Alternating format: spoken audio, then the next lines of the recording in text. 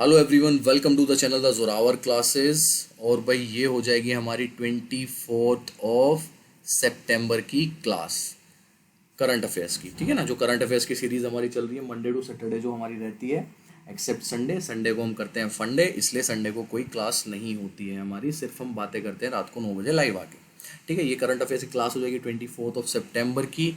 उससे पहले मैं श्रद्धांजलि देना चाहूँगा हमारे केंद्रीय रेल राज्य मंत्री सुरेश अंगड़ी जी को, जिनका कल रात को कोरोना की वजह से निधन हो गया है, कोरोना वायरस की वजह से। उनकी एज 65 ईयर्स थी और वो दिल्ली एम्स में भर्ती थे। 11 सितंबर को वो पॉजिटिव पाए गए थे। उसके बाद से वो जो है उनको इलाज चल रहा था एम्स अस्पताल में। और मैं आपको बता दूं, वो कर्नाटका की बेलगांव से सांसद चुने गए थे। तो भाई आप देख रहे हैं ना जिस तरीके से, अब क्योंकि आप देखो नॉर्मल हो चुका है बहुत ज़्यादा, सब कुछ नॉर्मल है, बाहर जाते हो, लेकिन स्टिल केंद्रीय राज्य मंत्री तक नहीं बच पा रहे हैं इससे। तो इसमें ना कोई गरीब है ना कोई अमीर है। भाई अपना ध्यान रखो, अपनों का ध्यान रखो, जितना हो सके उतना बचो, मास्क लगा के रखो, सैनिटाइज करो। ये सब चीज़ें बहुत बहुत बहुत ज़रूरी है, क्योंकि इससे कोई नहीं बच पा रहा है। आप लोगों को पता होगा हमारे गृह मंत्री जो है 2 बार भर्ती हो चुके हैं। एक बार भर्ती हुए, फिर वो मेरे हिसाब से हफ्ते 10 दिन के बाद डिस्चार्ज हो गए थे, और फिर उन्हें दोबारा भर्ती करना पड़ा। तो भाई सब अपना जो है ध्यान रखें। मुझे नहीं लगता है कि प्रधानमंत्री के बाद अमित शाह जी से ज़्यादा पावरफुल कोई है इस टाइम इंडिया में। अगर वो भी इससे इतने परेशान हो रहे हैं तो कोई भी हो सकता है। चलिए आज की जो है अपनी करंट अफेयर्स की क्लास जो है स्टार्ट करते हैं। सबसे पहला क्वेश्चन लेते हैं। नाडा ने भारतीय बास्केटबॉल खिलाड़ी अर्शप्रीत सिंह भुल्लर पर डोप टेस्ट में फेल होने के कारण कितने साल का प्रतिबंध लगा दिया है? NADA has banned Indian basketball player Arshpreet Singh Bhullar for how many years due to the failure in dope test. तो इसका आंसर मैं बता दूं आपको, 4 साल का जो बैन है वो लगाया गया है। इनके जो इन्होंने अर्शप्रीत सिंह भुल्लर जी जो हैं, इन्होंने कोई सप्लीमेंट लिया था। जब इनकी काउंसिल मतलब सुनवाई हुई थी, उन्होंने बताया कि उस सप्लीमेंट में जो कुछ बैंड तरह के सब्सटेंस होते हैं वो उसमें पाया गया था। इस वजह से नाडा जो है हमारी नेशनल एंटी डोपिंग एजेंसी जो है, उसने इनका टेस्ट किया और उसमें ये पॉजिटिव पाया गया, इसलिए उन पर 4 साल का जो है प्रतिबंध लगा दिया गया है। चलिए क्वेश्चन नंबर 2 ले लेते हैं।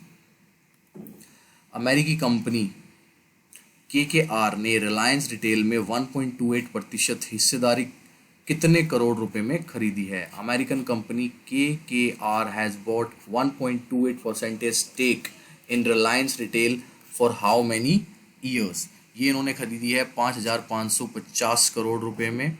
ठीक है, एंड अमेरिकन कंपनी KKR ने रिलायंस रिटेल में 1.28% हिस्सेदारी 5,550 करोड़ रुपए में खरीदी है।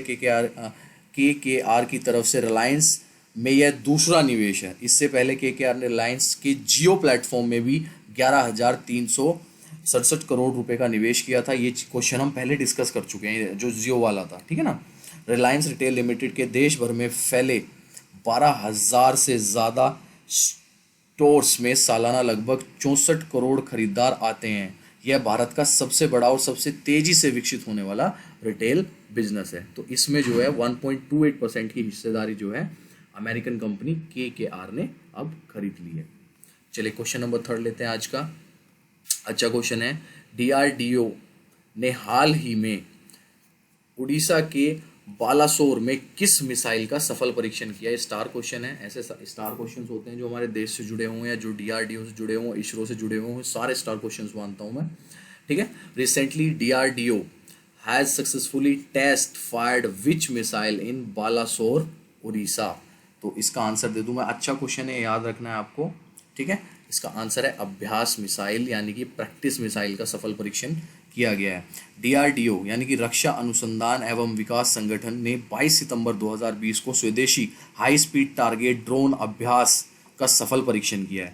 अभ्यास हाई स्पीड ड्रोन है जिसे हथियार प्रणालियों के अभ्यास के दौरान मिसाइलों द्वारा टारगेट किया जा सकता है। DRDO के अनुसार यह एक बेहतरीन एयरक्राफ्ट है जो नवीन तकनीक का उदाहरण है और देश की रक्षा प्रणाली को मजबूती देगा। मतलब ये एक तरह का ड्रोन है, इसमें कोई मिसाइल है, ये मिसाइल ड्रोन है एक तरह का। तो अगर कुछ भी उधर से, जैसे मान लो एयरक्राफ्ट आ रहा है, कोई भी चीज़ अगर उसे मार गिराना है, तो ये जो है रिमोट कंट्रोल्ड के थ्रू या ऑटोमेटिक कुछ सेंसेस होंगे उसमें, उसके थ्रू ये डायरेक्ट उसका पीछा करेगा और जाके उसको मार गिराएगा। चलिए क्वेश्चन नंबर 3 लेते हैं आज का, I mean 4th।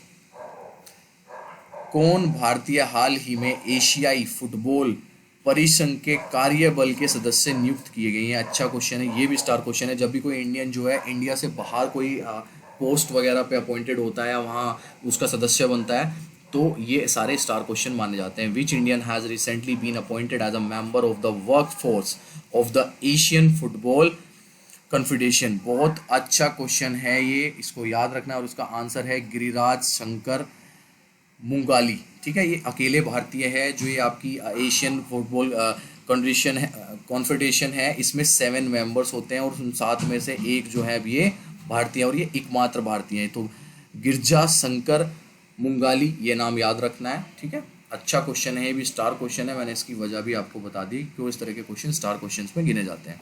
चलिए, हाल ही में किस राज्य में मुख्यमंत्री किसान कल्याण योजना शुरू की जा रही है? Recently, in which state is the Chief Minister किसान कल्याण योजना being launched? अच्छा क्वेश्चन है ये भी। और भाई इसका आंसर बताओ आप कहाँ होगा अगर आपको पता है। नहीं पता है तो मैं बता देता हूँ, उसका आंसर है मध्य प्रदेश। अच्छा क्वेश्चन है ये भी स्टार क्वेश्चन में आएगा। ठीक है ना, ये योजनाएं वगैरह मैंने कई बार बताई हैं कि ये भी सारे स्टार क्वेश्चन होते हैं। मध्य प्रदेश में प्रधानमंत्री किसान सम्मान निधि की तर्ज पर मुख्यमंत्री किसान कल्याण योजना शुरू की जा रही है। इस योजना के अंतर्गत लाभार्थियों को 4,000 रुपए की अतिरिक्त वित्तीय सहायता प्रदान की जाएगी। इस योजना के अंतर्गत पीएम सम्मान निधि के सभी पात्र हितग्राही किसान परिवारों को एक वित्तीय वर्ष में 2 किस्तों में कुल 4,000 रुपए का भुगतान किया जाएगा। तो ये अच्छा क्वेश्चन है। और जितनी भी ये किसानों वगैरह को लेके चीज़ें होती हैं, मतलब पता लग जाता है क्वेश्चन पढ़ के कि अच्छा है कि खराब है। ठीक है, और वैसे यहाँ पे जो 10 क्वेश्चन होते हैं वो सारे अच्छे ही डिस्कस होते हैं और कम टाइम में, जहाँ पर टाइम खराब नहीं होता है। नेक्स्ट क्वेश्चन, 6th क्वेश्चन, हाल ही में भारत और किस देश के बीच एक प्रत्यक्ष कार्गो फेरी सेवा की शुरुआत की गई है? अच्छा क्वेश्चन है भाई ये भी। ठीक है, recently a direct cargo ferry service has been started between India and which country? तो ये मालदीव है इसका आंसर। सिंपल सा यही याद रखना है, इससे ज़्यादा हमें कुछ भी याद नहीं रखना है। ठीक है, इतना सिंपल सा याद रखो कि किस देश के साथ जो है इंडिया ने अपनी फेरी सर्विस स्टार्ट की है, कार्गो फेरी सर्विस। कार्गो जहाज पता होंगे आपको कौन से होते हैं, छोटे वाले। ये फेरी जो होते हैं छोटे वाले होते हैं, कार्गो होते हैं जिसमें सामान जो है इधर से उधर किया जाता है शिप वगैरह में। तो कार्गो तो बहुत बड़े होते हैं, फेरी जो है वो थोड़े छोटे होते हैं। क्वेश्चन नंबर 7 लेते हैं आज का। प्रधानमंत्री नरेंद्र मोदी ने वित्तीय वर्ष 2020-21 में बेची जाने वाली कितने रबी फसलों के लिए न्यूनतम समर्थन मूल्य में बढ़ोतरी की घोषणा की है? आपको पता होगा एक चीज़, बहुत ज़्यादा धरना प्रदर्शन हो रहा है जो है किसान वगैरह हरियाणा में कर रहे हैं। उसका रीज़न जो है वो यही है। Prime minister Narendra Modi has announced the increase in the minimum support price for how many rabi crops to be sold in the financial year 2021? इसका आंसर है 6%। ठीक है, ये भी अच्छा क्वेश्चन है, इसको याद रखना है। प्रधानमंत्री नरेंद्र मोदी ने वित्तीय वर्ष 2020-21 में बेची जाने वाली 6 रबी फसलों के लिए न्यूनतम समर्थन मूल्य यानी कि एमएसपी जो है उसमें बढ़ोतरी की घोषणा की है। केंद्र सरकार के अनुसार न्यूनतम समर्थन मूल्य में यह वृद्धि स्वामीनाथन आयोग की अनुशंसाओं के अनुरूप है। 18 नवंबर 2004 को भारत सरकार ने एमएस स्वामीनाथन की अध्यक्षता में राष्ट्रीय कृषक आयोग का गठन किया था, जिसे स्वामीनाथन आयोग के नाम से भी जाना जाता है। आयोग का मुख्य उद्देश्य कृषि प्रणाली को स्थिरता प्रदान करने हेतु एक व्यवस्था का निर्माण करना और कृषि क्षेत्र को अधिक लाभदायक और लागत प्रतिस्पर्धी बनाना है। ठीक है, चलिए ये क्वेश्चन हो गया आपका क्वेश्चन नंबर 7। क्वेश्चन नंबर 8 ले लेते हैं। संसद ने किस राज्य में राष्ट्रीय रक्षा विश्वविद्यालय की स्थापना के लिए विधेयक पारित किया है? ये क्वेश्चन बताओ आप। अच्छा क्वेश्चन है। Parliament has passed a bill to establish a national defence university in which state? अच्छा क्वेश्चन है, स्टार क्वेश्चन है, बड़ा अच्छा क्वेश्चन है। इस तरह क्वेश्चन अच्छे लगते हैं और उसका आंसर है गुजरात में किया गया है। ये संसद ने गुजरात में राष्ट्रीय रक्षा विश्वविद्यालय की स्थापना के लिए विधेयक पारित किया है।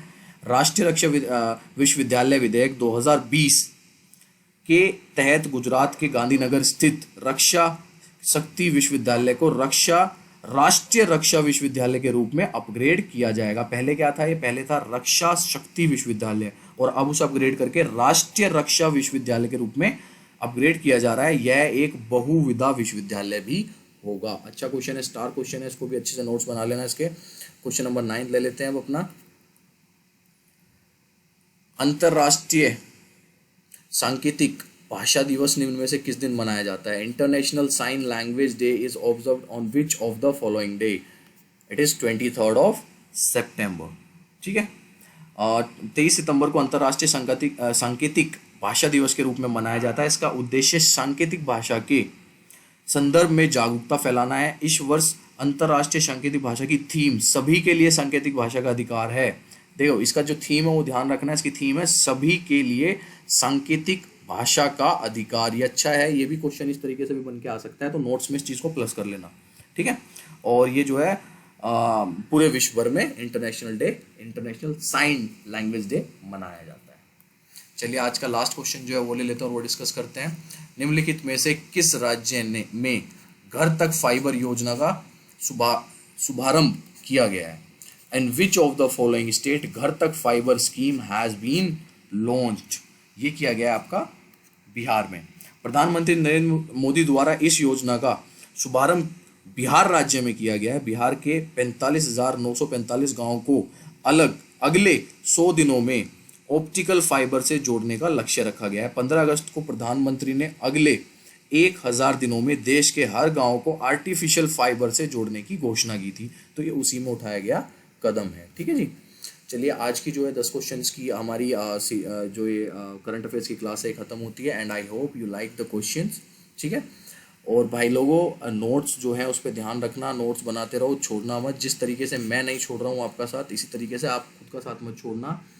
नंबर आएगा ज़रूर। और जो बात चल रही है हमारी वैकेंसीज़ को लेके, तो मैं बता चुका हूँ अच्छे से उस वीडियो में कि या तो वैकेंसी आ सकती है, या आपकी वेटिंग लिस्ट आ सकती है, या आपकी क्या हो सकता है, ट्रांसफ़र। तो इन तीनों में से एक काम के लिए जो ये लेटर इशू हुआ था हमारा हेडक्वार्टर की तरफ से सारे रीजनल ऑफिसेस को, इन तीनों में से कोई ना कोई एक वजह ज़रूर है। ठीक है जी, चलिए आज का जो सेशन है वो यहीं ख़त्म करते हैं। Bye, take care. रात की जो वीडियो रहेगी आज वो ट्रांसफ़र को लेकर रहेगी, रात को 9 बजे की, क्योंकि एक हफ्ते पहले भी हमने ट्राई किया था। उस टाइम पे कुछ साउंड प्रॉब्लम हो गई थी, रिकॉर्ड तो हो गई थी वो वीडियो, बट साउंड प्रॉब्लम की वजह से वो नहीं हो पाई थी। तो रात को 9 बजे जितनी भी आपकी ट्रांसफ़र की जितनी भी समस्याएं हैं वो सारी सोल्व करने वाला हूँ विद द गाइडलाइंस। पूरा जो चिट्ठा है गाइडलाइंस 20-25 पेज का, उसके साथ। ठीक है, चलिए बाय, टेक केयर एवरीवन। ध्यान रखो अपना और अपनों का। बाय।